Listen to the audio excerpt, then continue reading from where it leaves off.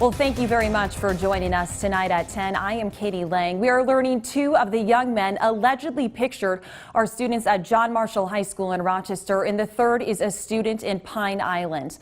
And some in our area are calling on law enforcement to step in. One concerned citizen who does not want to be identified reached out to KIMT after saying they contacted law enforcement, but they say no action has been taken.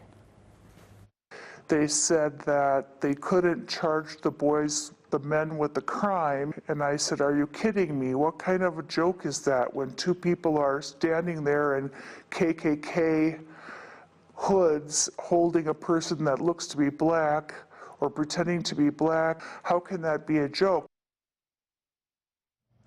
KIMT reached out to Rochester Police, and Captain Casey Moylan says although the photo is horrible and it is not something that should be shown in any social media or any place else for that matter, it doesn't make the photo a crime in and of itself. But regardless of if the photo is criminal or not, a community is outraged and families are concerned. KIMT News 3's Brooke McKivergan sat down with parents, sisters, and school representatives today. Brooke, what have you found out tonight? Well, Katie, over 1,500 students walk the halls of John Marshall High School on a regular school day, including two of the three students who are pictured in that controversial photo.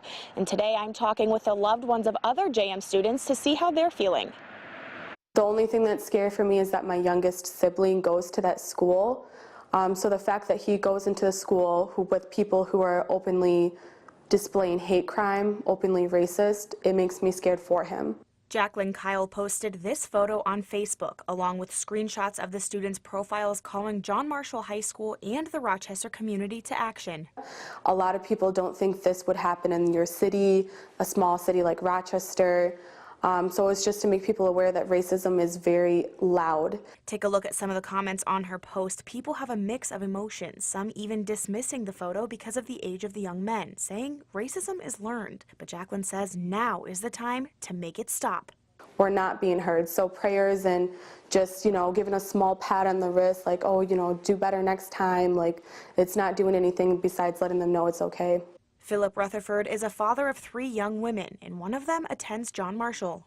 Her reaction was that she was shocked by it.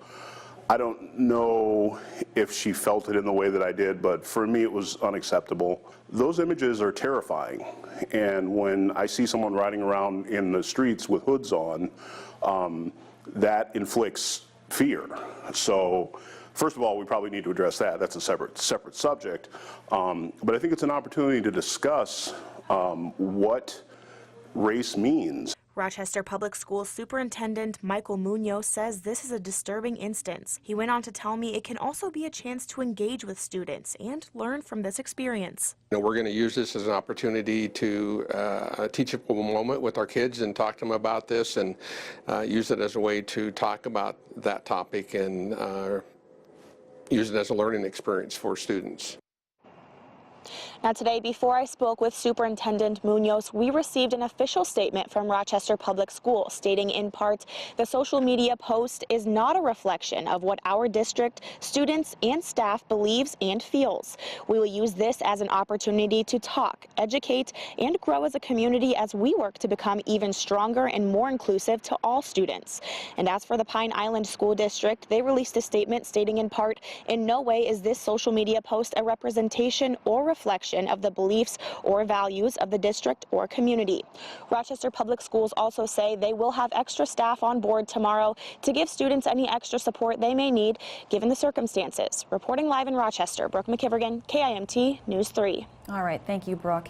10 Southern Minnesota school organizations, including Rochester for Justice, the Diversity Council, and the Olmsted County Human Rights Commission, came together to issue a joint statement in response to the photo, saying in part, we condemn without qualification the behavior of the students who dressed as KKK members and in blackface for Halloween in Rochester last night.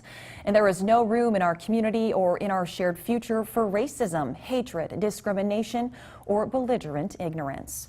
And KIMT is finding out the circulation of the photo is already having an impact on these students' futures.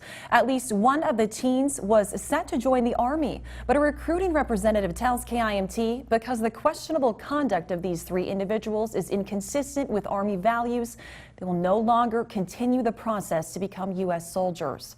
And a representative from Hy-Vee tells KIMT one of the students was employed at one of their Rochester stores, but after seeing the post, the company terminated him. And the photo is circulating amid a national conversation about the racial implications of blackface. The Davenport School District is investigating a teacher, Megan Luloff, who wore the makeup for a costume. Luloff says she regrets doing it and says she didn't know it was offensive. And a nurse in Missouri has been fired after sharing a photo of herself wearing blackface as part of a Halloween costume on social media. And last